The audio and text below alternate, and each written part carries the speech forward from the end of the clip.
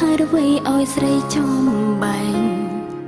វងវែងមិនទាន់យល់អារម្មណ៍នេះជួបបានម្ដងមិនដេញចង់ជួបទីដើម្បីអ្វីហើយរវៃចង់ជួបគេត្រឹមដឹងថាចង់មានអកាំងនៅក្បែរចោចែងសាសណែដងរងចាំជួបគេត្រឡប់ទៅរកទីធ្លាប់ជួបនៅមិនឃើញអកាំងឡើយផ្ដល់